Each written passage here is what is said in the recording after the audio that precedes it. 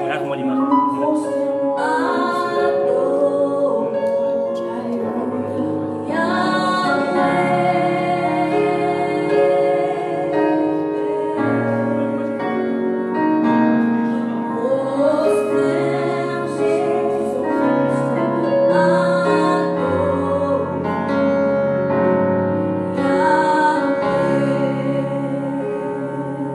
Disons-le ensemble.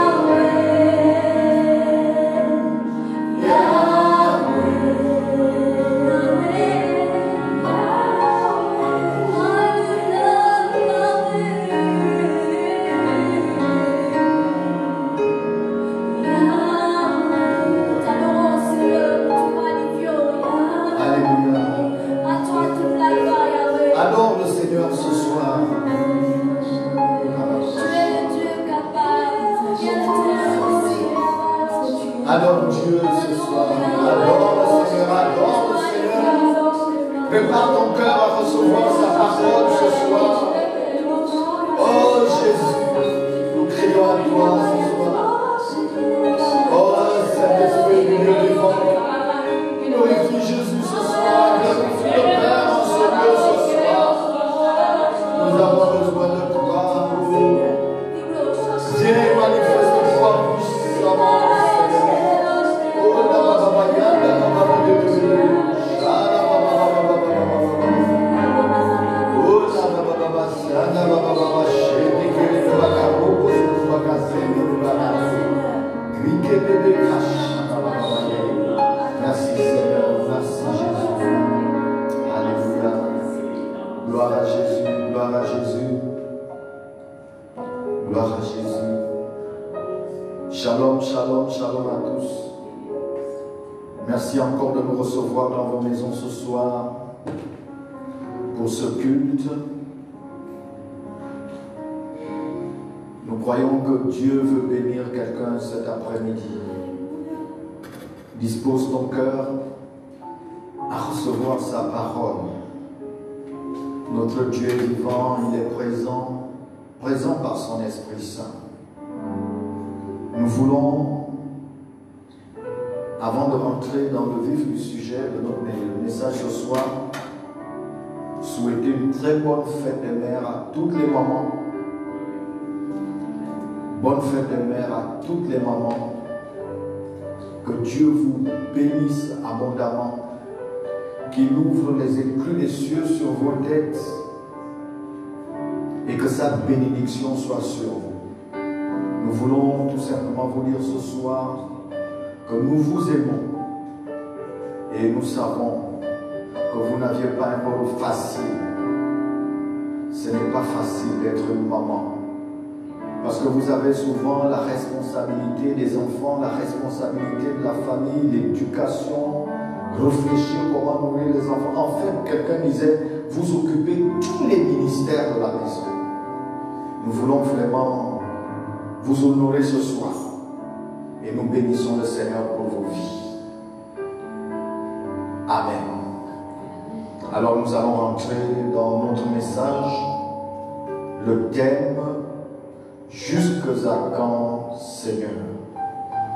Bien-aimés, lorsque nous nous trouvons dans des difficultés, dans l'épreuve, souvent dans une situation difficile, on a tendance à émettre un cri. Et lorsque la difficulté perdure, on crie souvent à Seigneur, jusqu'à quand cette situation va durer. En parcourant la Bible, nous remarquons aussi que le peuple d'Israël avait souvent crié à Dieu quand ils se trouvaient dans des problèmes, au moment où ils étaient en esclavage, quand ils étaient en exil. Ils ont souvent crié au Seigneur jusqu'à quand. Et le psalmiste lui-même, dans plusieurs psaumes, va souvent employer cette expression au moment où il se retrouve dans la difficulté, au moment où il se retrouve, lorsqu'il est opprimé, menacé. Il va souvent crier jusqu'à quand. La Bible nous révèle que même les morts dans le Seigneur, on lui a crié. Dans le psaume, dans l'Apocalypse chapitre 6, au verset 9, la Bible nous dit, quand il ouvrit le 5e sceau, je vis sous l'autel les âmes de ceux qui avaient été immolés à cause de la parole de Dieu et à cause du témoignage qu'ils avaient rendu. Donc ceux qui avaient été tués à cause de leur appartenance au Seigneur, parce qu'ils proclamaient l'évangile.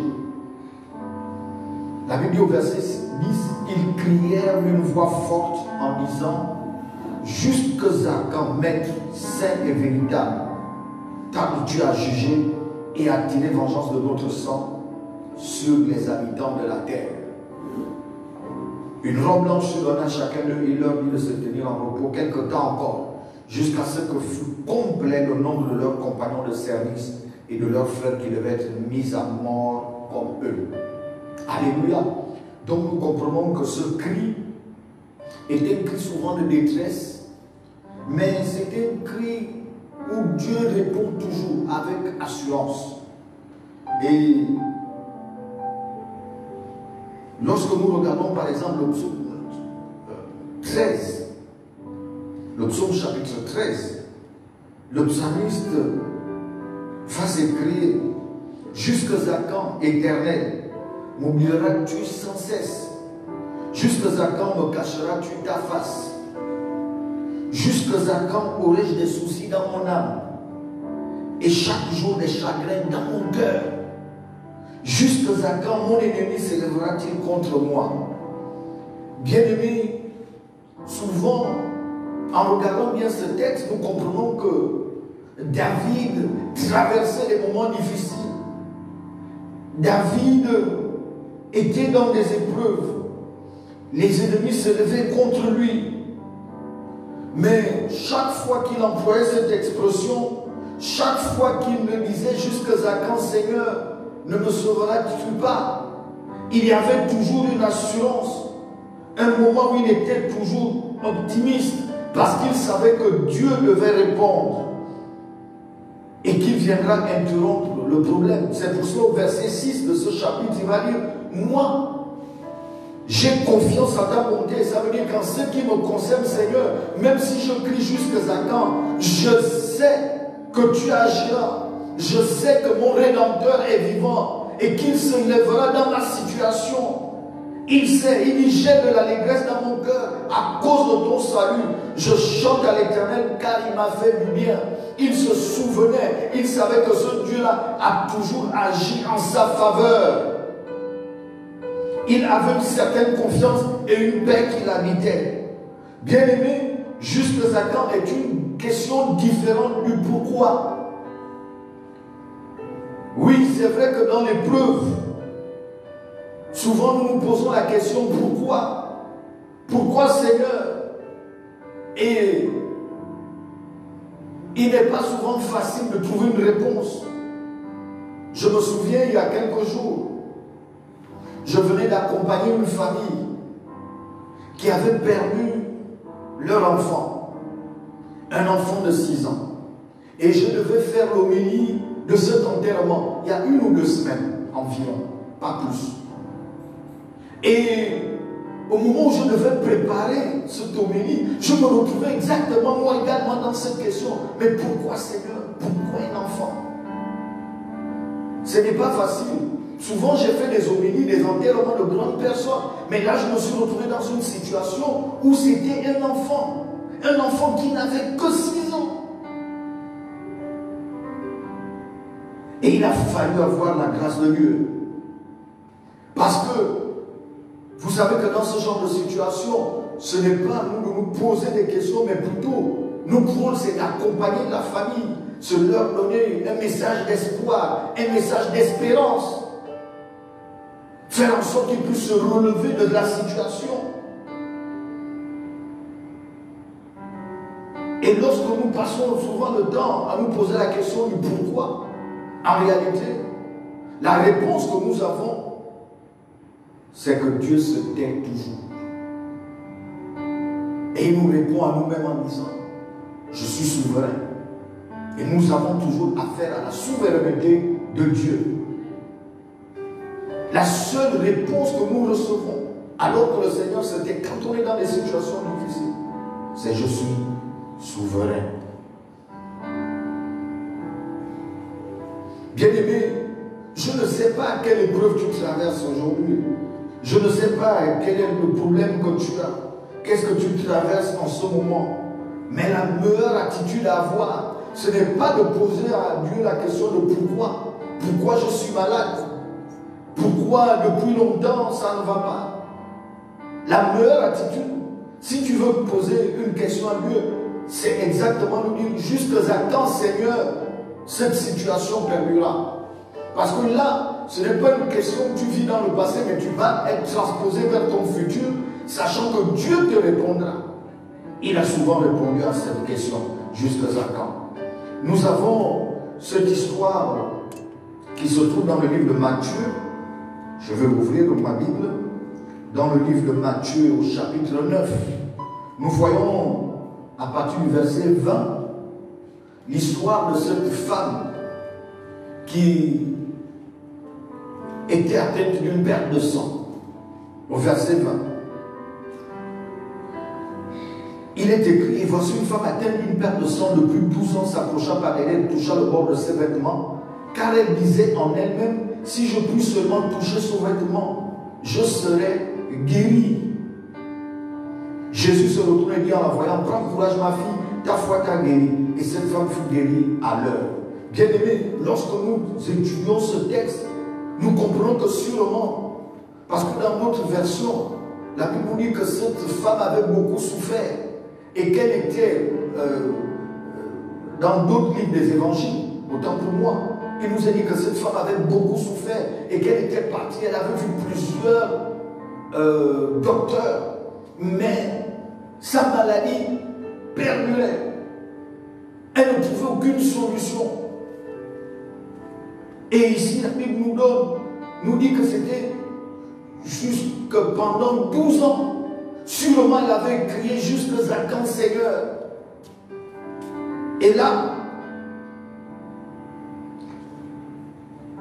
cette femme, alors qu'elle sait que Jésus est de passage, elle s'est dit en elle-même, si je puis seulement toucher son vêtement, je serai guérie. Donc nous voyons dans cette histoire que cette femme avait fait taire toutes les voix qui étaient contraires. Bien aimé, c'est l'attitude que nous devons avoir lorsque nous crions au Seigneur en disant jusqu'à quand.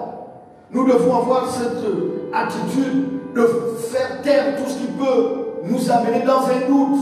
C'est pour cela que le Seigneur va lui parler de sa foi. Elle va faire taire toutes ces voix négatives. Sûrement ces voix qui lui disaient, ah mais laisse Jésus tranquille, tu as vu tous les médecins, mais il n'y a rien eu. Et puis sachez qu'elle avait une perte de sang dans le livre de Lévitique, au chapitre 15, à partir du verset 19 à 33. La Bible nous dit que la femme qui avait une perte de sang était déclarée impure.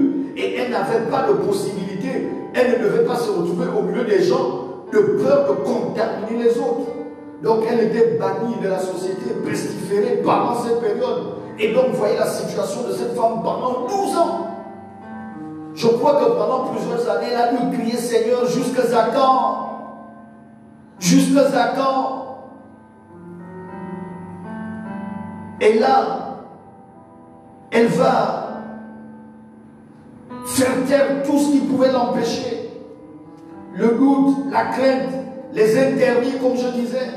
Elle ne veut pas s'approcher des gens.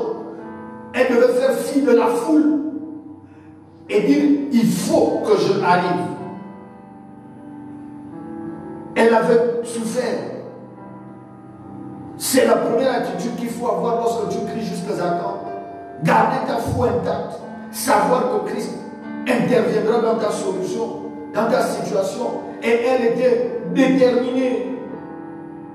Elle devait toucher Jésus. Elle a dit, si je puis seulement toucher le bord de son vêtement.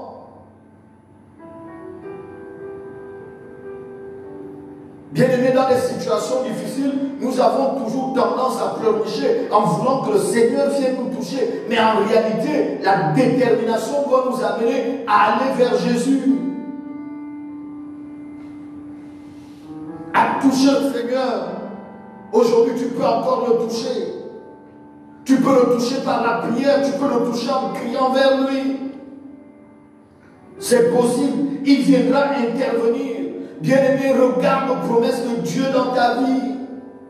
Regarde les promesses.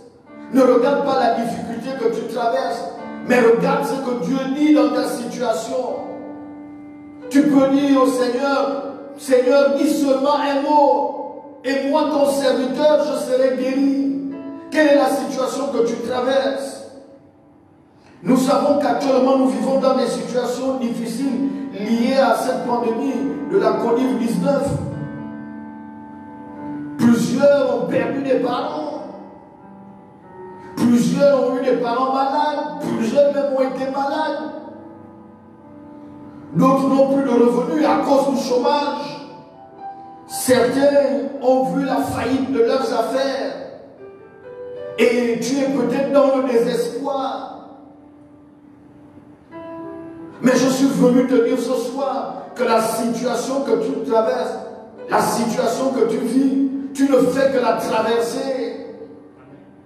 Le Seigneur dit dans le psaume 23, même si tu marches dans l'ombre de la vallée de la mort, il ne faut craindre aucun mal. Ce n'est que quelque chose de passager. Il y aura un temps où le Seigneur va arrêter toutes ces choses. Je suis venu te dire ce soir qu'il trouvera une solution à ton problème. Je suis venu te dire ce soir que ne crains pas, Dieu est avec toi.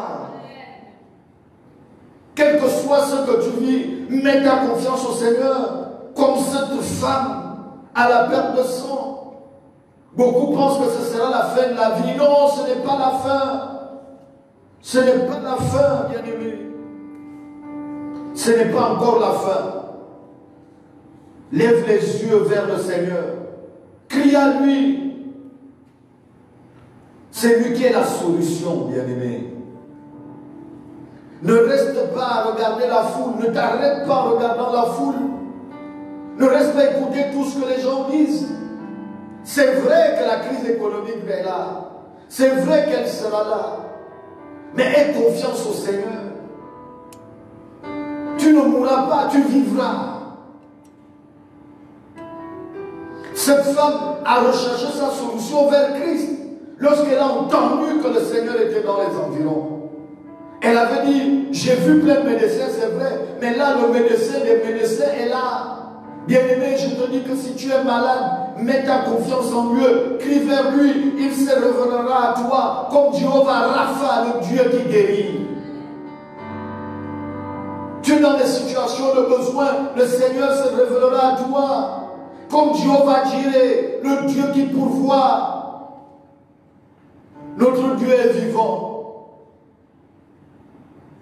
Comme cette femme recherche la solution en Christ, sois déterminé. Ne passe pas ton temps à te lamenter en disant Seigneur, pourquoi? En te posant l'interrogation de pourquoi? Tu n'auras aucune solution. Parce que lorsque tu passes ton temps à crier pourquoi, le Seigneur se tait.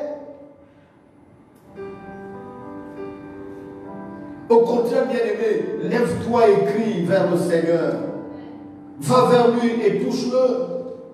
Au verset 29, le Seigneur lui dit, ta foi t'a guéri. Bien-aimé, la foi, c'est une confiance totale en Dieu. Ne laisse pas le désespoir t'envahir dans les temps que nous vivons, dans les temps où nous sommes. Mais au contraire, relève-toi par la foi. Mets en lui ta confiance. Approche-toi de lui avec assurance en saisissant ses promesses. Dieu est fidèle. Le temps va nous manquer, nous aurons pris plusieurs exemples. Vous vous souvenez de l'histoire de Bartimée dans les évangiles. Lui également, par exemple, vous pouvez lire dans Marc chapitre 10, à partir du verset 46. Lui également avait crié au Seigneur. Et même les gens lui avaient dit de se taire. Mais il a continué à crier plus fort. Bien-aimé, quelle que soit la situation que tu as, tu peux crier au Seigneur jusqu'à quand. Et lorsque l'on voudra te dire des choses contraires pour ébranler ta foi, pour annuler ta foi, pour faire tomber ta foi, crie plus fort. Dieu est avec toi. Le Seigneur nous exhorte dans une merveilleuse parabole. En Luc chapitre 18, il nous exhorte à toujours prier, à ne pas nous relâcher. L'histoire de cette vieille femme que le juge ne voulait pas rendre justice, un juge inique. Mais la Bible nous dit qu'elle avait insisté. La Bible nous demande dans cette parabole à toujours prier, à ne pas nous relâcher. Elle a insisté jusqu'à ce que le juge devait dire, oh, même si je ne crains pas Dieu, mais parce que cette femme m'importune, je vais lui rendre justice. Bien-aimé, je veux encourager quelqu'un que c'est le temps de rester dans la prière, d'être focus, d'être concentré. Ce n'est pas le temps de se disperser. Dieu écoute. Prions et gardons la foi.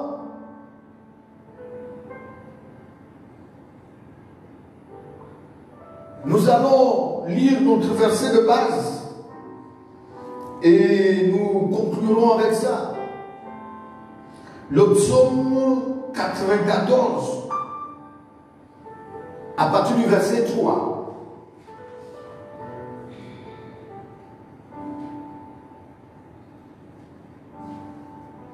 Jusqu'à quand les méchants, ô Éternel, jusqu'à quand les méchants triompheront-ils? Ils discourent, ils parlent avec arrogance, tous ceux qui font le mal se glorifient. Éternel, ils écrasent ton peuple, ils oppriment ton héritage, ils égorgent la veuve et l'étranger, ils assassinent les orphelins.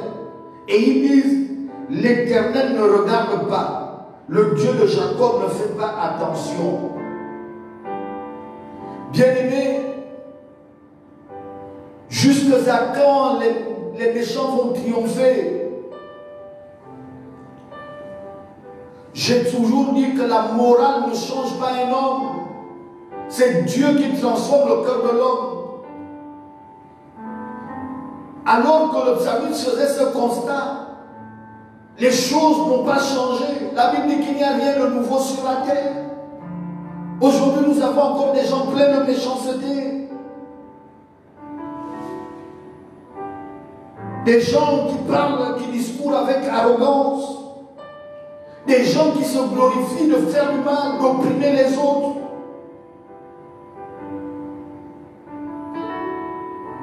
Des gens qui ne s'occupent pas de la veuve, de l'orphelin. Oui, toutes ces choses. Mais bien aimé, je crois que en criant jusqu'à quand, Seigneur, ces choses se passent. Ce que nous devons dire au Seigneur et que nous devons rechercher et à laquelle nous devons soupirer après cela, c'est le réveil. Nous avons besoin de réveil. Parce que le réveil apporte la repentance. Le réveil apporte le changement de cœur. Le réveil, ce n'est pas l'évangile de la prospérité.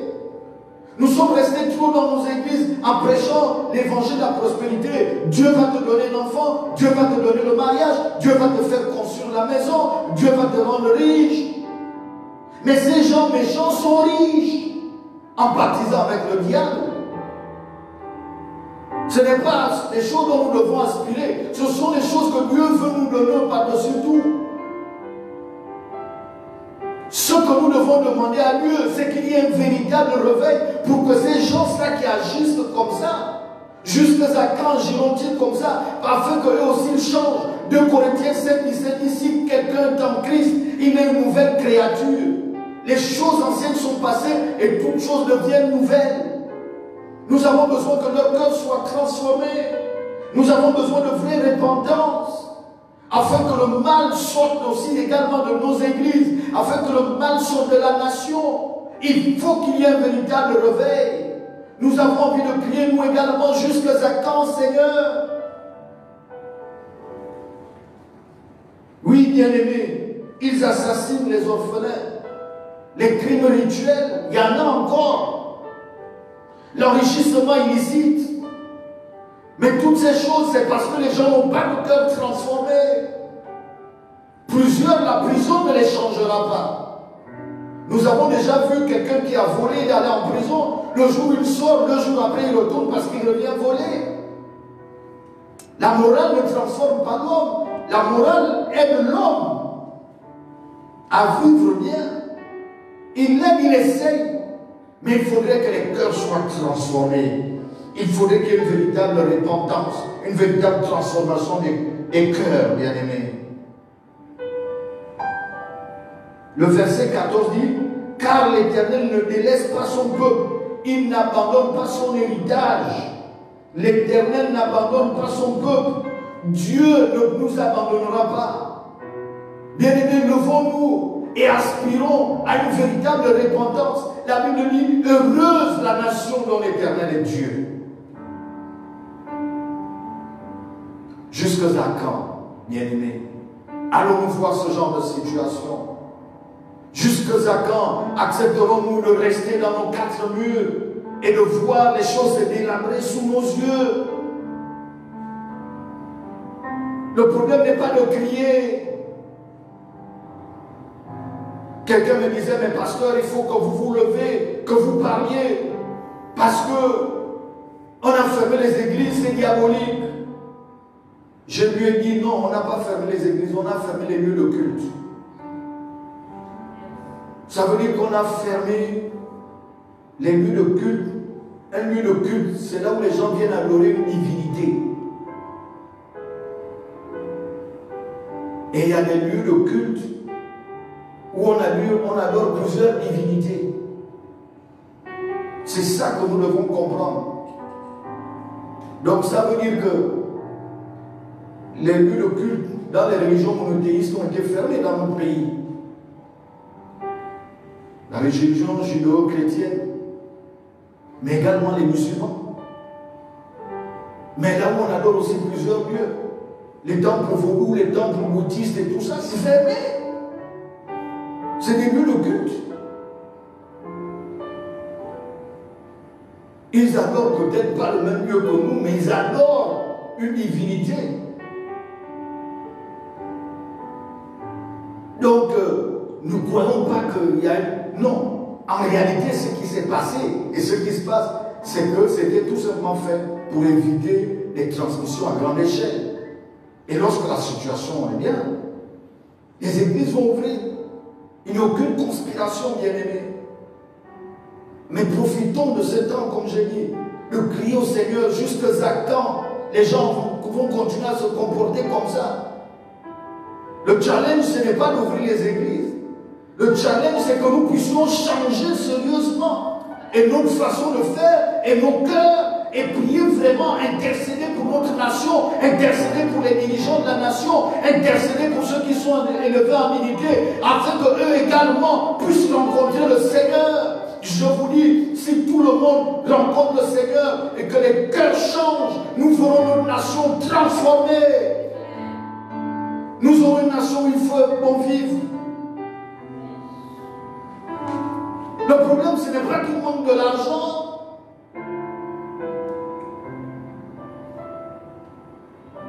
Le problème, c'est les choix qui sont faits. C'est la répartition de cet argent. C'est tout ça les problèmes. Et nous avons besoin que les cœurs des hommes soient transformés. Bien-aimés, jusqu'à quand accepterons-nous de voir ces situations? Jusqu'à quand, bien-aimés, accepterons-nous d'avoir une église où on se contente de venir de danser et parfois même nous-mêmes de ne pas être transformés? Combien de scandales n'existent pas aussi au milieu de nous? Profitons de ces temps de confinement partiel, profitons de ces temps de rechercher réellement le Seigneur. Recherchons la sanctification, bien-aimés. La Bible dit que sans la sanctification, nul ne fera le Seigneur. Sans la sanctification, tu pourras venir danser à l'église, tu pourras lever les mains vers le ciel, mais tu n'iras pas au ciel.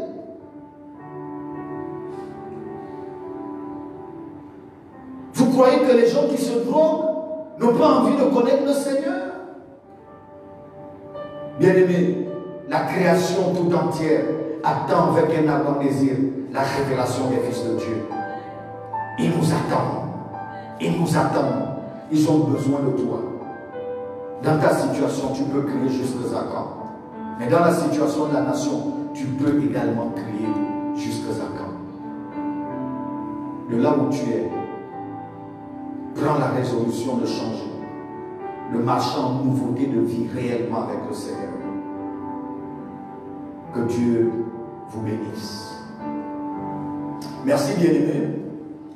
Alors que nous sommes arrivés pratiquement au terme de notre direct, je voudrais vous rappeler que à partir de maintenant, jusqu'à ce que nous reprenions réellement nos activités, par la grâce de Dieu, je voudrais vous rappeler que nous commencerons nos directs maintenant à partir de 15h30.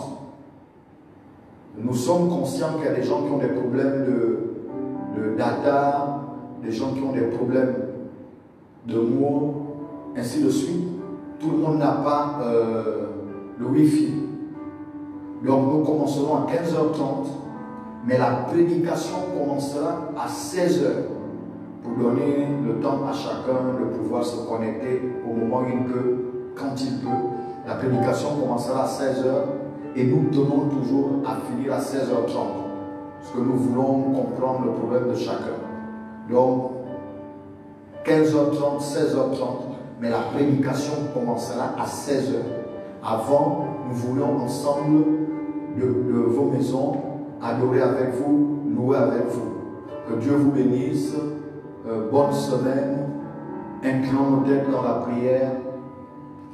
Inclinons nos têtes et prions. Notre Dieu et notre Père, nous voulons te dire merci pour ce message. Nous voulons te dire merci parce que nous comprenons que le juste Zakan peut être un cri positif vers toi. Merci parce que chaque fois que tu as béni après le juste Zakan, tu as toujours béni en disant ta foi, ta foi, ta foi. À cette femme, tu lui as dit ta foi t'a guéri. Oui Seigneur, nous te disons merci. Nous voulons te dire tout simplement que par ton Esprit Saint, Seigneur, augmente notre foi. Augmente notre foi. Nous voulons réellement marcher en nouveauté de vie. Nous voulons marcher avec puissance. Nous voulons marcher, Seigneur, dans la crainte de Dieu, dans la crainte de l'Éternel. Et nous prions notre Dieu, notre Père, que ta grâce et ta faveur descendent dans notre nation. Touche des hommes et des femmes dans cette nation, afin que les cœurs changent et que nous puissions vivre réellement dans un havre de paix, notre Dieu et notre Père. Béni sois-tu, Papa. Merci encore. Reçois l'honneur, la louange, la gloire, la magnificence. C'est au nom de Jésus que nous avons prié. Amen.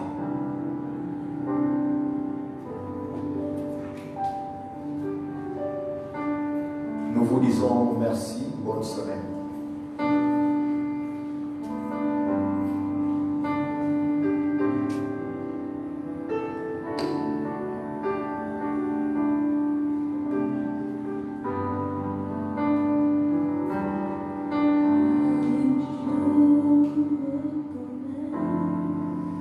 Que tu peux